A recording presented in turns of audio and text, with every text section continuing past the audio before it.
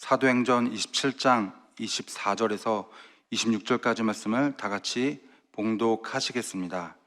바울아, 두려워하지 말라. 내가 가이사 앞에 서야 하겠고 또 하나님께서 너와 함께 항해하는 자를 다 내게 주셨다 하였으니 그러므로 여러분이여 안심하라. 나는 내게 말씀하신 그대로 되리라고 하나님을 믿노라. 그런즉 우리가 반드시 한 섬에 걸리리라 하더라. 아멘. 할렐루야. 네, 오늘도 좋은 날입니다.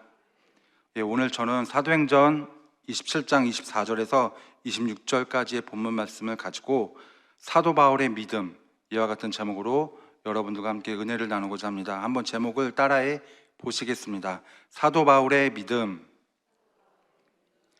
교회에서 모태 신앙인 사람과 모태 신앙이 아닌 사람을 우리가 보게 됩니다.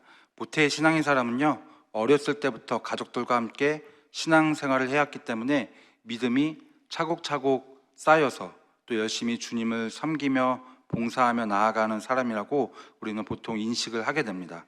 반면에 모태 신앙이 아닌 사람은 인생을 살다가 어떤 계기로 인해서 예수님을 뜨겁게 만났고 또 어렸을 때부터 가족들과 신앙생활을 하지 않았기 때문에 모태 신앙인 사람보다는 아무래도 믿음의 깊이가 조금 낮을 것이다 라고 우리가 보통 생각하는 경우가 많이 있는 것 같습니다. 우리가 잘 알고 있으며 또 신약성경 중에서 무려 13권을 기록한 이 사도 바울, 오늘 본문 말씀의 이 주인공은 모태 신앙이 아니었습니다. 사도 바울은요, 모태 신앙과 믿음의 깊이와 그 관계의 기준을 단번에 깨트린 사람이었습니다. 다메섹에서 주님을 뜨겁게 만나고 회심을 한 후에는 자신의 목숨을 아끼지 않을 정도로 복음을 증거하면서 오직 누구를 위해 살았습니까? 바로 예수님을 위해서만 살았던 사람이었습니다.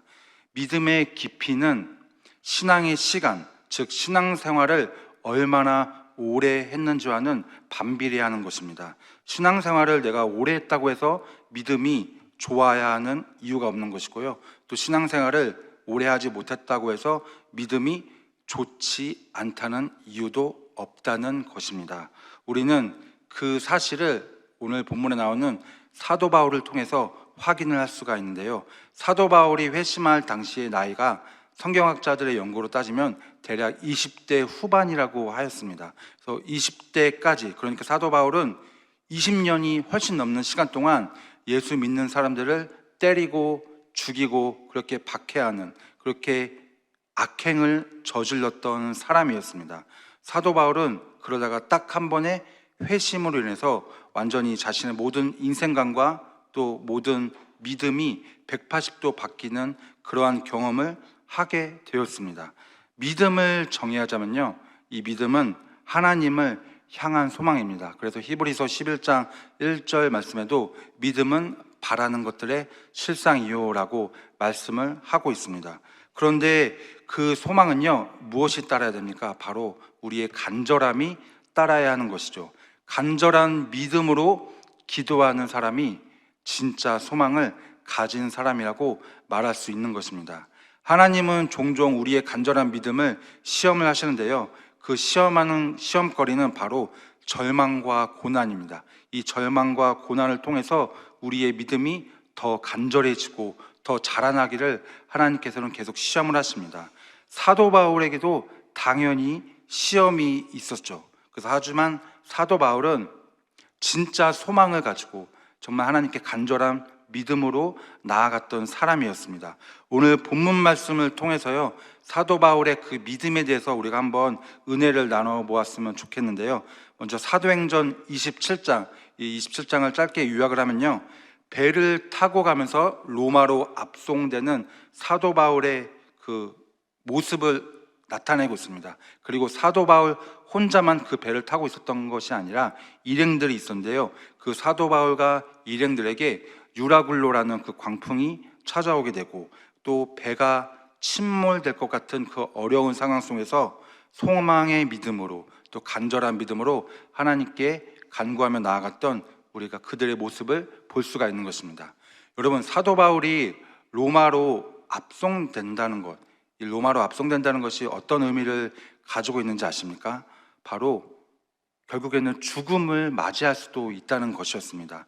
죄수의 신분, 그냥 로마의 배를 탄 게 아니라 죄수의 신분으로 그 로마로 향하는 배를 탄 사도 바울, 어쩌면 자기가 그 황제 앞에서 재판을 받고 죽을 수도 있을 것 같다는 그 상황 속에서 사도 바울은 과연 어떠한 소망과 또 어떠한 믿음을 가지고 있었을까요? 혹시라도 자신이 로마에 끌려가서라도 기적이 임해서 죽지 않고 살게 해달라고, 내가 목숨을 잃지 않고 목숨을 구할 수 있도록 그렇게 소망을 가지고 기도를 했었을까요? 한번 생각해 보았으면 좋겠습니다. 여러분이 만약 사도 바울처럼요, 죽음을 맞이할 수도 있는 상황을 맞이했다면 여러분은 하나님께 무엇이라고 기도를 하겠습니까? 로마 황제의 마음이 기적적으로 뒤바뀌어서 로마에 도착했을 때 사형 집행이 취소되고, 그리고 내가 기적적으로 살아나게 해달라고 그렇게 기도하지 않겠습니까? 보통 우리는 그렇게 기도하고 내가 처한 상황에서 내가 살아갈 수 있도록, 내가 벗어날 수 있도록 그렇게 기도한 후에 응답을 받게 되면 이 모든 것이 하나님의 기적이었습니다. 이 모든 것이 하나님의 은혜였습니다라고 우리가 보통 고백을 하는 경우가 많이 있습니다. 사도 바울은요, 혼자 로마로 가지 않았는데요, 배에 타고 가는 일행들이 있었는데 그 배에 타고 가는 일행들이 누구였냐? 오늘 사도행전 27장, 오늘 본문 말씀이 아닌 사도행전 27장 1절에서 2절까지 말씀은 이와 같이 말씀합니다. 우리가 배를 타고 이달리아에 가기로 작정되매 바울과 다른 죄수 몇 사람을 아구스도의 백부장 율리오란 사람에게 맡기니 아시아 해변 각처로 가려 하는 아드라무테노 배에 우리가 올라 항해할세 마게도냐의 데살로니가 사람 아리스다고도 함께 하니라. 그 일행이 누구였냐면 사도행전을 지었던 누가와 그리고 백부장 율리오, 그리고 백부장 율리오의 병사들, 그리고 사도 바울뿐만 아니라 다른 죄수들, 그리고 마지막으로 데살로니가 사람 아리스다고가 같이 일행으로 있었습니다. 수십 명, 많게는 수백 명이 바울과 함께 한 배를 타고 로마로 향하는 길에 있었는데요, 사도 바울이 이 일행과 함께 로마로 향하는 배에 죄수의 신분으로 가는 것은 모든 것이 다 하나님의 뜻 가운데 있었습니다. 자신이 전혀 조금도 의도하지 않았다는 것이죠. 사도 바울은 현실적으로 죄수의 신분으로 로마로 압송되는 상황이었지만 또 그것이 어떻게 보면은 잘못되면 죽음으로 연결될 수도 있는 것이었지만 영적으로 그 상황을 해석해 보면요, 하나님의 부르심과 또 사도 바울에 대한 그 하나님의 사명을 이루기 위함이었다는 것입니다. 로마서 1장 1절 말씀은 이와 같이 말씀합니다. 예수 그리스도의 종 바울은 사도로 부르심을 받아 하나님의 복음을 위하여 택정함을 입었으니, 그리고 사도행전 1장 8절 말씀입니다. 오직 성령이 너희에게 임하시면 너희가 권능을 받고 예루살렘과 온 유대와 사마리아와 땅끝까지 이르러 내 증인이 되리라 하시니라. 사도 바울은요, 하나님의 복음을 위해서 증인된 삶을 살아야 하는 무엇을 가지고 있었냐? 사명을 가지고 있던 사람이었습니다. 그리고 땅 끝인 로마로 가서 복음을 전하는 것까지, 그것이 자신의 마지막 사명이었다고 믿고 있었던 사람이었습니다. 여러분, 우리가 신앙생활을 하다 보면요, 내 마음대로 내가 원했던 일들이 뜻대로 계획대로 되지가 않을 때가 있습니다. 그래서 마음이 어려울 때가 있어요.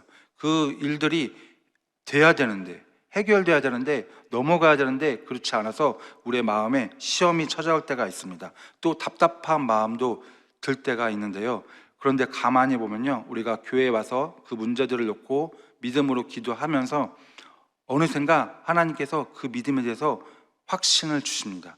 그 믿음대로 응답받을 것이라고 확신을 주십니다. 그런데 우리가 또 그 교회에서 그 확신을 받고 또 세상 가운데 밖으로, 교회 밖으로 나가게 되면요, 내가 그 믿음을 언제 받았는지 까맣게 잊어버리고 살아가는 경우가 있습니다. 하지만 우리의 믿음은 교회 안에서와 밖에서 모두가 동일한 믿음을 가지며 우리가 살아야 되는 줄 믿습니다. 사도 바울처럼요, 우리 모두는요, 하나님의 사명자로 부르셨습니다. 하나님은 우리 모두를 하나님의 사명자로 부르셨기에 하나님의 사명을 위해서 우리가 하루하루 살아가야 되는 줄 믿습니다. 그 하나님의 사명을 위해서 살아가다 보면요, 내가 가지고 있는 문제보다 하나님의 더 크신 뜻을 발견하면서 그 안에서 기쁨과 또 감사가 넘쳐나는 삶을 살아가게 되는 줄 믿습니다. 사도행전 27장, 오늘 본문 말씀인데요, 3절부터 5절까지 말씀을 우리 다시 한번 다 같이 한 목소리로 봉독하시겠습니다. 이튿날 시돈에 대니 율리오가 바울을 친절히 대하여 친구들에게 가서 대접받기를 허락하더니, 또 거기서 우리가 떠나가다가 맞바람을 피하여 구브로 해안을 의지하고 항해하여 길리기아와 밤빌리아 바다를 건너 루기아의 무라시에 이르러. 이 3절 말씀에요, 시돈이라는 지역이 나옵니다. 이 시돈이 어디냐면요, 바울이 예루살렘으로 가라고 했을 때 너무 그 예루살렘이 위험해서 가지 말라고 동료들이 막았었고, 또 그 동료들과 함께 일주일 동안 자신의 마음을 달랬던 곳이 바로 이 시돈이었습니다. 그리고 4절을 보면요, 구브로가 나오는데요, 이 구브로는 바나바의 고향입니다. 바나바는 사도 바울의 동역자였지 않습니까? 사도 바울과 함께 전도 여행을 이제 바나바가 같이 했는데 그 추억이 깃들었던 곳이 바로 구브로였습니다. 그리고 5절에 길리기아가 나오는데요, 이 길리기아는 즉 다소, 바울의 고향을 뜻하고 있습니다. 하나님은요, 로마에 도착하기 전에 사도 바울에게 보여주십니다. 무엇을 보여주시냐? 사도 바울이 하나님의 은혜를 체험했던 장소들을 보여주기 시작했습니다. 하나님께서 사도 바울을 인도하시면서 다시 그 은혜의 장소들을 가게 함으로써, 지나가게 해줌으로써 사도 바울은 자신이 하나님의 은혜를 체험했던 지난 시간들을 회상할 수밖에 없게 된 것입니다. 사도 바울이 그것을 회상한 것이 아니라, 자신이 떠올린 것이 아니라 하나님이 그것을 회상할 수밖에 없게 그렇게 길을 인도하셨다는 것입니다. 그래서 사도행전 27장 1절 말씀을 첫 문장을 보면요, 이와 같이 말씀을 합니다. 우리가 배를 타고 이달리아에 가기로 작정되매. 이 끝에 보면 작정되매라고 말씀을 하고 있지 않습니까? 작정하매가 아니라 작정되매라고 말씀합니다. 수동태로 쓰여진 것이죠. 그래서 바울이 직접 로마로 가는 것을 자신이 작정을 한 것이 아니라 하나님께서 그 작정되게 인도하셨다. 그리고 바울은 그 하나님의 인도하심에 끌려갔다라고 말씀을 하고 있는 것입니다. 그러니까 바울은요, 계속 배를 타고 가면서 자신이 뜻하지 않았는데도 그 모든 여정길에 과거에 경험했던, 과거에 자신이 체험했던, 과거에 자신이 뜨겁게 만났던 그 하나님과 그 하나님의 은혜를 체험할 수밖에 없게 된 것입니다. 누구로 인해서요? 바로 하나님으로 인해서 체험할 수밖에 없었습니다. 어려움 속에서 하나님은 우리에게 그분이 행하셨던 일들을 보여줍니다. 그리고 분명히 우리는 그 하나님의 은혜를 지금까지 살아오면서 적어도 단 한 번만큼은 느끼면서 또 깨달으면서 우리가 체험하면서 살아왔습니다. 그 은혜를 잊어버렸기 때문에 우리가 어려움을 당하면요, 쉽게 무너지고 쉽게 힘들어 한다는 것입니다. 하지만 우리가 지나간 과거의 모습들을 한번 회상해 보면서 그 모습들이 내가 억지로 떠올리려고 하는 것이 아니라 하나님께서 인도해 주신 그 길로 따라가면서 과거의 은혜들을 다시 한번 묵상하면서 하나님께 감사함으로 나아가기를 주님의 이름으로 축원합니다. 그 은혜를 다시 떠올릴 때요, 우리는 어떠한 어려움과 역경 속에서도 강하고 담대하게 승리하며 나아가는 줄 믿습니다. 기도하면요, 반드시 하나님께서 여러분들에게 하나님의 그 놀라웠던 뜨거웠던 사랑의 은혜를 보여주심을 믿습니다. 그런데 사도 바울의 인생은요, 로마로 압송되는 끝까지 보통 사람들의 인생과는 달랐습니다.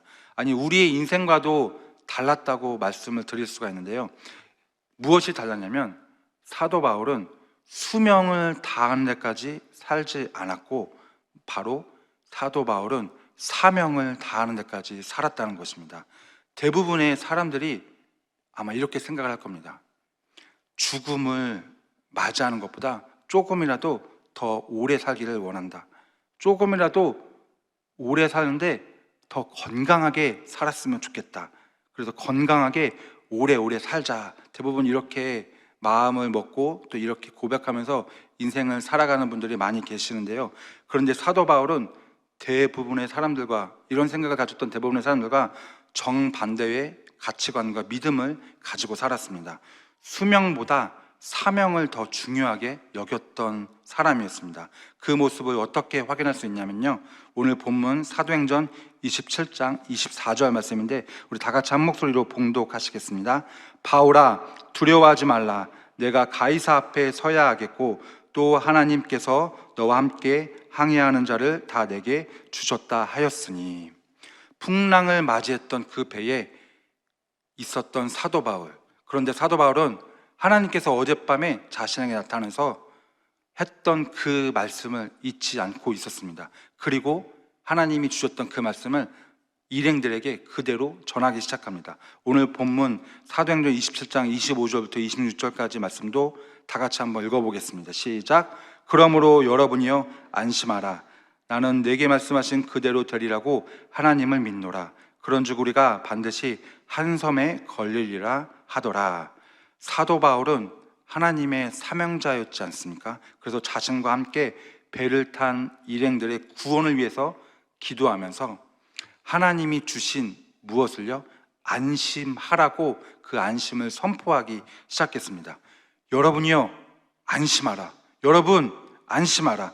나는 그대로 되리라고 말씀하신 하나님을 믿습니다 라고 일행들에게 담대하게 하나님의 복음을 전하기 시작했습니다. 여러분, 우리가 소유하고 있는 이 믿음은요, 이 믿음이라는 것은 나만의 것이 아닙니다. 그래서 이 믿음을 나 혼자만 가지고 있는 것이 아니라 내가 가지고 있는 이 믿음을 믿음이 없는, 믿음이 부족한 사람들에게 전해주는 것이 굉장히 중요합니다. 우리가 신앙생활을 오래 하고 직분을 어떻게 가졌던 간에 그것이 중요하지 않습니다. 신앙은 성장이 아닙니다. 신앙은 무엇이냐? 바로 성숙입니다. 성숙은 외면의 모습이 아니라 내면의 모습을 말씀하고 있습니다. 그 성숙한 믿음의 모습의 첫 번째는요, 바로 나만 바라보지 않는 것입니다. 나만 바라보는 모습은 어떤 모습일까요? 사도 바울의 모습을 통해서 한번 확인해 보면요, 만약 사도 바울이 자신만 바라보는 그 믿음을 가지고 있었다면 로마로 압송되어 가는 그 죄수인 자신의 모습을 보면서 그 자신의 모습에 대해서 한탄하고, 내가 이렇게 열심히 복음을 전했는데 왜 결국 내가 이렇게 법정 가운데 서야 되고 또 죽음을 맞이하게 될까라고 그렇게 자신의 인생을 한탄하면서 지냈을 것입니다. 그리고 사도 바울은 자신만 바라보는 믿음을 가지고 있었다면 아마 이렇게 기도를 했었을 것입니다. 하나님, 나를 기적적으로 살려주십시오. 하나님, 내가 죽지 않고 다시 기적적으로 살아나서 하나님의 사명을 이루는 데까지 끝까지 최선을 다하면서 살아갈 수 있도록 내 생명을 연장시켜 주시옵소서, 기적을 베풀어 주시옵소서라고 기도를 했을 것입니다. 만약 사도 바울이 이렇게 기도를 했다면요, 그는 절대로 오늘 본문 말씀처럼 사람들에게 안심하라, 안심하라 라고 말씀을 할 수 없었을 것입니다. 왜냐하면 자신의 목숨을 건지기 위한, 자신의 믿음을 위한 기도는 다른 사람의 모습을 볼 수가 없기 때문입니다. 다행히 사도 바울은 자신의 상황과 모습에만 집중하지 않았고 수명보다 더 큰 사명을 바라보고 살았기에 하나님의 은혜를 사람들에게 전할 수 있었던 것입니다. 여러분, 우리도 사도 바울처럼 나의 수명을 다할 때까지가 아니라 나의 사명을 다할 때까지라는 믿음으로 하루하루 승리하며 나아가시기를 주님의 이름으로 축원합니다. 성숙한 믿음의 모습 두 번째는 다른 사람에게 전하는 믿음입니다. 사도 바울은 하나님의 말씀을 들었는데요, 사도행전 27장 24절 말씀입니다. 바울아, 두려워하지 말라. 내가 가이사 앞에 서야 하겠고 또 하나님께서 너와 함께 항해하는 자를 다 내게 주셨다 하였으니. 사도 바울은 자신에게 말씀하셨던 그 하나님의 음성을 전체적으로 승화시켜서 다시 말했습니다. 안심하라. 내가 하나님을 믿노라. 믿음을 나의 믿음으로만 끝내지 않고 다른 사람들에게 전하는 것이 바로 성숙한 믿음입니다. 믿음이 있든 없든 상관없이 내가 체험한 믿음을 서로에게 나눠주며 더 믿음의 사람으로 붙들림 받게 하는 것이 바로 우리가 반드시 실천해야 될 믿음인 줄 믿습니다. 제가 지난주에 이스라엘 성지순례를 다녀왔습니다. 그 이스라엘 성지순례에서 그 몽골 단기 선교를 다녀온 후에 얼마 되지 않은 이스라엘 성지순례를 갔었는데 정말 많은 것들을 보고 또 많은 것들을 배우고 깨닫고 돌아왔습니다. 그런데 제가 원해서 갔던 것이 아니라요, 정말 하나님이 부르셔서, 저는 원래 몽골 선교를 다녀와서 이제 교회에서 열심히 사역하면서 준비를 하고 있었는데 하나님께서 저를 갑자기 부르셔서요, 저도 뜻하지 않게 이제 이스라엘을 가게 되었는데요, 정말 생각했던 것과 더 큰 은혜를 체험할 수가 있었습니다. 특히 제가 원하지 않았었는데 갔던 경우라서 더 큰 하나님의 은혜가 있었는데요, 첫날에 이제 하루 12시간을 넘게 비행기를 타고 또 이제 공항에 도착해서 바로 숙소에 들어가서 하루를 쉰 다음에 그 다음날 이제 마사다 또 유대 광야를 돌아다니면서 여러 가지 하나님의 은혜를 체험했었습니다. 근데 날씨가 너무 더웠던 거예요. 날씨가 너무 더워서 내가 이것을 보기에는 체력적으로 너무 힘들다라는 생각까지 들었었고, 또 우리 교육자들은요, 그것을 보는 것이 중요한 게 아니라 이 같이 함께 했었던 우리 성도님들을 섬기는 게 더 우리에게 중요했던 사명이었기에 우리가 보는 것보다는 이렇게 성도님들을 도와주는 그런 위주의 사역을 많이 했었던 것 같습니다. 수없이 많은 곳을 둘러봤고 또 수없이 많은 곳을 보면서 깨달았었는데, 또 좋았던 것은요, 친해지지 못했었던 우리 성도님들과 몇몇 분들과 또 더 가깝게 친해질 수 있었다는 것도 개인적으로 좋았던 것 같습니다. 이스라엘에서 이제 성지순례를 끝내고 돌아오면서 잠깐 이스라엘 공항에서 이제 한국 가는 비행기에 기다리고 있었는데, 그때 몇몇 성도님들과 이야기를 나눴었는데요, 어떤 분들은 이렇게 이야기를 하시더라고요. 내가 이스라엘에 있는 교회를 들어갔을 때 울컥 눈물이 나기 시작했습니다. 또 내가 갈릴리 호수에서 예배를 드렸는데 너무나 감격이 넘치고 너무나 이 하나님의 은혜가 넘쳐났습니다. 또 담임 목사님이 그냥 기도합시다 이 말 한마디 했는데 내 영이 갑자기 샘솟듯 살아나는 역사를 체험했습니다.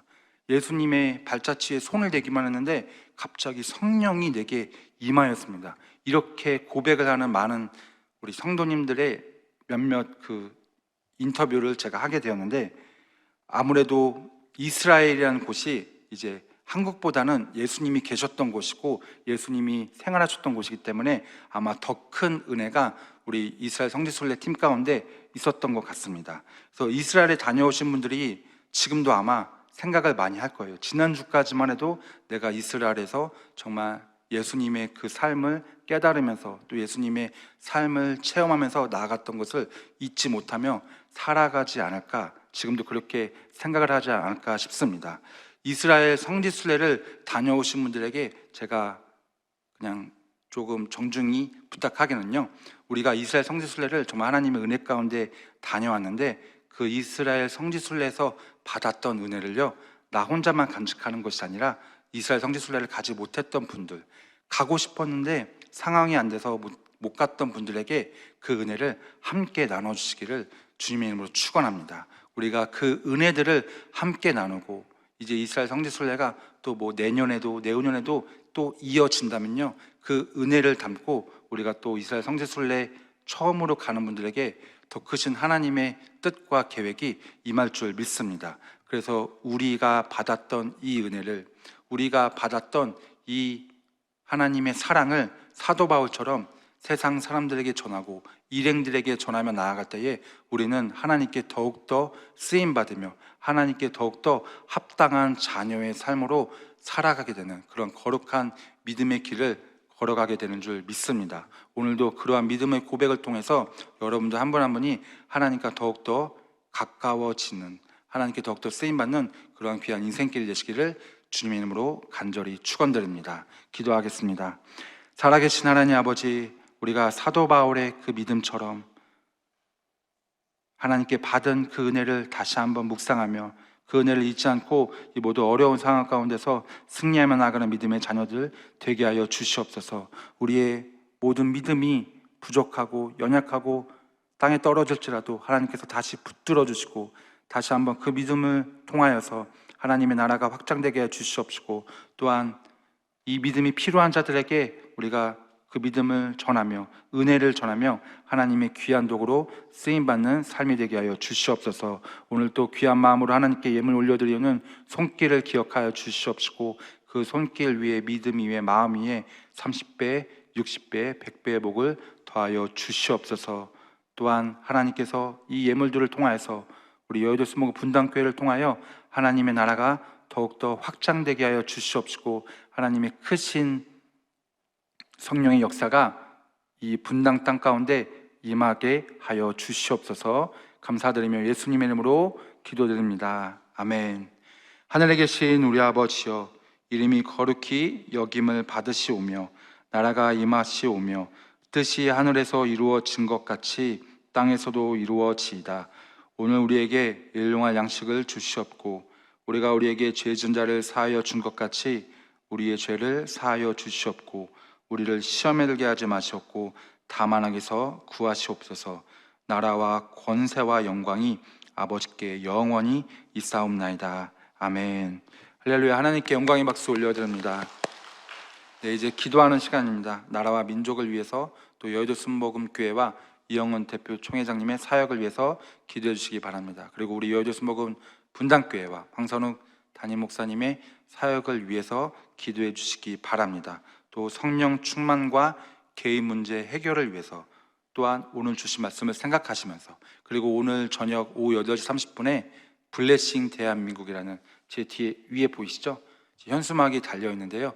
이 블레싱 대한민국을 위해서도, 이 예배를 위해서도 기도해 주시기 바랍니다. 많은 분들이 참석할 예정인데 그 한 분 한 분 마음 가운데 정말 하나님의 크신 은혜와 또 말씀의 그 깊이가 더욱더 깊어져서 우리 또 말씀을 전하시는 황성훈 담임 목사님 그 입술을 통하여서 생명의 말씀이 전해질 수 있도록 우리 블레싱 대한민국 예배를 위해서도 기도해 주시기 바랍니다. 우리 주여 삼창하시고 통성으로 합심하여 기도합니다. 주여, 주여, 주여.